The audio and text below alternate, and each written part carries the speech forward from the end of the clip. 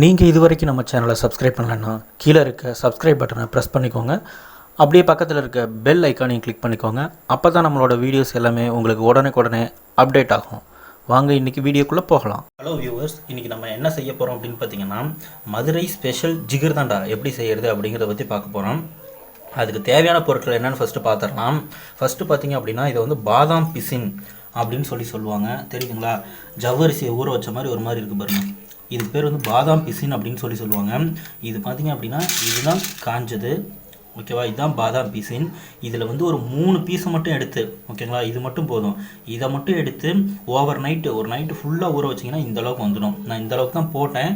3 பிசின் போட்டோம் அப்படின்னா இந்தளவுக்கு இது மாதிரி ஒரு மாதிரி நிறைய பொங்கி வரும். இது கடைகள் எல்லா கடைகளுமே இப்போ சூப்பர் மார்க்கெட்லாம் கிடைக்கிது. 100 கிராமே வெறும் 50 ரூபா தான். இது பார்த்திங்கன்னா வெயில் காலங்களில் சாப்பிட்லாம். உடம்புக்கு வந்து அவ்வளோ குளிர்ச்சி, ஓகேங்களா? இந்த பாதாம் பீசன் வந்து உடம்புக்கு வந்து பார்த்திங்கன்னா அவ்வளோ குளிர்ச்சி. அதனால தான் ஜிகர்தண்டாவில் மெயினாக இதை வந்து மெயின் இன்க்ரீடியன்ஸாக இதை வந்து ஆட் பண்ணுறோம்.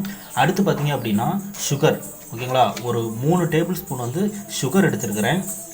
அதுக்கு அடுத்து பார்த்திங்க அப்படின்னா பால், ஒரு 1/2 லிட்டர் வந்து சுத்தமான பசும் பால் வாங்கி வச்சுருக்கிறேன். இதை வந்து காய்ச்சி நம்ம இது பண்ணுவோம். அடுத்து நன்னாரி சர்பத்து, இது வந்து ஒரு 2 டேபிள் ஸ்பூன் தான் ஊற்றுவோம். நான் பாட்டிலோடு எடுத்து வச்சுருக்கேன், ஓகேங்களா? அடுத்து பார்த்திங்கன்னா ஐஸ்கிரீம், வெண்ணிலா ஐஸ்கிரீம் நான் ஏற்கனவே வாங்கி ஃப்ரிட்ஜில் வைக்கணும் அப்படிங்கிறதுக்காக டிஃபன் பாக்ஸில் போட்டு இது பண்ணி வச்சுருக்கிறேன். அடுத்து பார்த்திங்க அப்படின்னா முந்திரி பருப்பு, இது வந்து ஆப்ஷனல் தான். நெய்யில் போட்டு வறுத்து அரைச்சி பொடியாக்கி இதோட ஜிகர்தண்டாவோட கலந்தோம் அப்படின்னா டேஸ்ட்டு வந்து இன்னும் அருமையாக இருக்கும். அதுக்காக முந்திரி பருப்பு எடுத்திருக்கேன். இப்போ எப்படி செய்கிறது அப்படின்னு பார்ப்போம் வாங்க. ஃபஸ்ட்டு அடுப்பை பற்ற வச்சுக்கோங்க. அடுத்து அதில் ஒரு பாத்திரத்தை வச்சுக்கோங்க. அதில் வந்து நம்ம எடுத்து வச்சுருக்கிற பசும்பால் இருக்குது பார்த்திங்களா, 1/2 லிட்டரு, அதை வந்து ஊற்றிக்கோங்க. ஊற்றி நல்லா வந்து சுண்டை காய்ச்சிக்கணும். எந்தளவுக்கு பால் சுண்டுதோ அந்தளவுக்கு வந்து ஜிகர்தண்டா வந்து டேஸ்ட்டாக இருக்கும். இப்போ நான் இது நல்லா கொதிச்சு சுண்டட்டும், அதுக்கப்புறம் பார்ப்போம். இப்போ பாருங்கள், பால் நல்லா கொதிச்சிருச்சு. இது நல்ல அந்த ஆடை கட்டுற அளவுக்கு நுர சைடில் இது பண்ணும் பார்த்திங்களா, அந்தளவுக்கு நல்லா காய்ச்சிக்கணும். அப்போ தான் வந்து இது ஜிகர்தண்டா வந்து டேஸ்ட்டாக இருக்கும். இப்போ கொஞ்சம் நிறுத்து போன மாதிரி இருக்குது. நல்ல அனல் வச்சு நல்ல சிம்மில் வச்சு காய்ச்சிக்கணும். இன்னும் நல்லா சுண்டட்டும், அதுக்கப்புறம் எப்படி இருக்குன்னு பார்ப்போம். பால் பாருங்கள், இப்போ நல்லா சுண்டிடுச்சு, தெரியுதுங்களா? சைடெல்லாம் ஆடை கட்டிடுச்சு. நான் எடுத்து விட்டுக்கிட்டே இருந்தேன். இங்கே பாருங்கள், கரண்டியெல்லாம் பாருங்கள், நல்ல ஆடை கட்டி எடுத்து விட்டாச்சு. இப்போ நல்லா சுண்டிடுச்சு பால். இதுக்கு மேலேயே சுண்ட விட்டோம் அப்படின்னா ரொம்ப கம்மியாக போயிடும். அதனால் இப்போ என்ன பண்ணிக்கலாம்னா ஸ்டவ்வை ஆஃப் பண்ணிக்கலாம். ஆஃப் பண்ணிட்டு இதை வந்து தனியாக எடுத்து வச்சிடும், ஒரு பாத்திரத்தில் எடுத்து வச்சுட்டு இப்போ சுகரை வந்து கேரமலைஸ் பண்ணுவோம். ஃபஸ்ட்டு அடுப்பை பார்த்து வச்சுக்கோங்க. அதில் வந்து பார்த்திங்கன்னா ஒரு அடிக்கனமான பாத்திரம் வச்சுக்கோங்க. ஏன்னா அப்போ தான் நம்ம சுகரை வந்து தண்ணி ஊற்றாமல் கேரமலைஸ் பண்ண போகிறோம். அதனால் வந்து பார்த்திங்க அப்படின்னா அடிக்கனமான பாத்திரம் வச்சிங்கன்னா தான் சர்க்கரை வந்து தீஞ்சு போகாமல் நல்லாயிருக்கும்.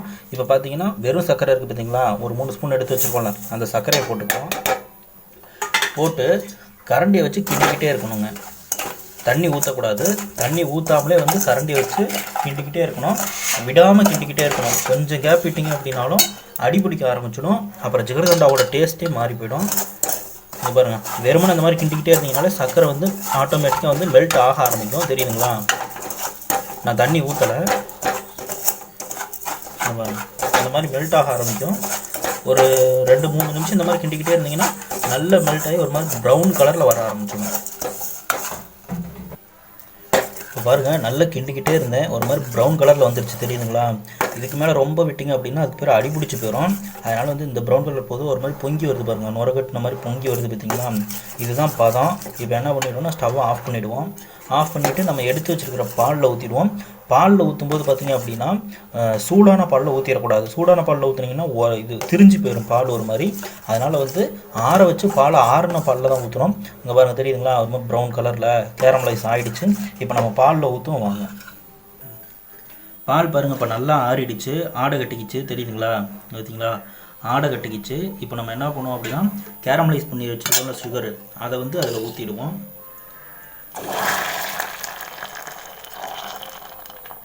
கேரமலைஸ் சூடாக இருக்கிறதுனால ஒரு மாதிரி இதாகி வருது.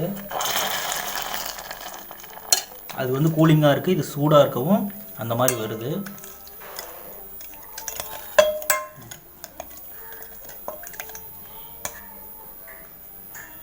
இப்போ பாருங்கள், பாலோட கலரே மாறிடுச்சு, தெரியுதுங்களா? ஒரு மாதிரி ப்ரௌன் கலராக மாறிடுச்சு. இப்போ என்ன பண்ணிக்குவோம் அப்படின்னு கேட்டிங்க அப்படின்னா, இதை எடுத்து ஃப்ரிட்ஜில் வச்சு ஒரு 2 hours வந்து ஃப்ரீஸ் பண்ணிவிடுவோம். ஒரு 2 hours கூல் பண்ணிவிடுவோம். அதுக்கப்புறமேட்டுக்கு எப்படி செய்கிறதுன்னு பார்ப்போம். இப்போ பாருங்கள், இதை வந்து ஒரு 2 hours ஃப்ரிட்ஜில் வச்சு சில்னஸ் பண்ணியாச்சு. இதை நீங்கள் அப்படியே யூஸ் பண்ணுறலாம் பண்ணலாம். பட் நல்லா சில்னஸோடு குடித்தா ஜிகர்தண்டா இன்னமும் டேஸ்ட்டாக இருக்கும். அதனால நான் வச்சு எடுத்துருக்கிறேன். இப்போ வாங்க ஜிகர்தண்டா எப்படி செய்கிறதுன்னு பார்ப்போம். ஒரு டம்ளர் ஒன்று எடுத்துக்கோங்க. அதில் வந்து நம்ம ரெடி பண்ணி வச்சுருக்கோம் பார்த்திங்களா பாதாம் பிசின், அதை ஃபஸ்ட்டு போட்டுக்கோங்க. இந்த மாதிரி போட்டுக்கோங்க. அடுத்து நான் ஏற்கனவே சொன்னேன், நான் எடுத்து வச்சுருக்கிற எசன்ஸு, நன்னாரி எசன்ஸு, அதை வந்து ஒரு டேபிள் ஸ்பூன் ஊற்றிக்குவோம். ரொம்ப ஊற்றிடாதீங்க. ஏன்னா நம்ம கேரமலைஸ் பண்ண சுகர் வந்து ஆல்ரெடி போட்டிருக்கிறதுனால அதுலேயும் இனிப்பு வந்து ரொம்ப அதிகமாகவே இருக்கும். அதனால் வந்து இது 1 ஸ்பூன் மட்டும் ஊற்றிங்க. அடுத்து கேரமலைஸ் பண்ண சுகர் வந்து கலந்த பால் இருக்குது பார்த்திங்களா, அதை வந்து ஊற்றிக்கோங்க.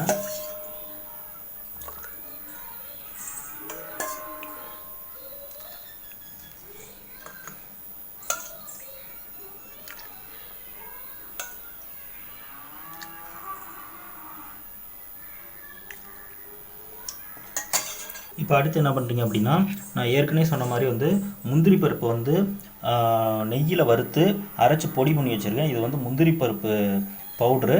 இது வந்து பாதாம் பவுடர். நான் முன்னாடி வீடியோவில் காட்டலை, அதுக்கப்புறம் தான் ஞாபகம் வந்துச்சு.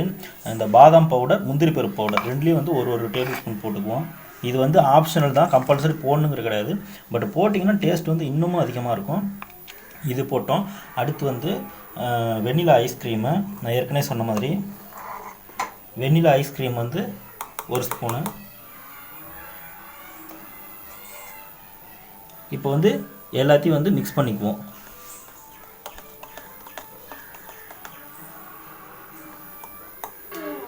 இப்போ வந்து பார்த்திங்க அப்படின்னா நம்மளுக்கு வந்து தேவையான ஜிகர்தண்டா வந்து ரெடி ஆகிடுச்சு. இது வந்து மதுரை ஸ்பெஷல். உடம்புக்கு வந்து ரொம்ப குளிர்ச்சிங்க.